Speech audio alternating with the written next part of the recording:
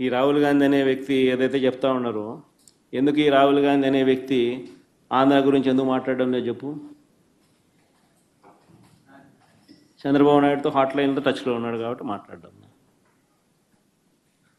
ఎందుకు కూడా ఈ Andhra in-charge national spokesperson మనిషిడు మాణిక్యం ఠాకూరా అడే పొద్దున్న చంద్రబాబు నాయుడు గురించి మాట్లాడినాడా? ఏ పొద్దున్న ప్రజాస్వామ్యాన్నిలో ఇంత కూని చేస్తా అంటే ఏమైనా క్వశ్చన్ చేసినాడా? చంద్రబాబు నాయుడు ఇన్ని స్కాములు చేస్తున్నాడు, కంటి ముందర కనపడుతుంది. యా వీధికి పోయినా బెల్ట్ షాప్ కనపడుతుంది, యా పక్కకు తిరిగినా పర్మిట్ రూమ్ కనిపిస్తుంది. ఎంఆర్పి రేట్ల కన్నా ఎక్కువ రేటుకి అమ్ముతున్నారు. యా రోజైనా మాట్లాడినాడా? మన గురించి నా గురించి మాట్లాడతాడు.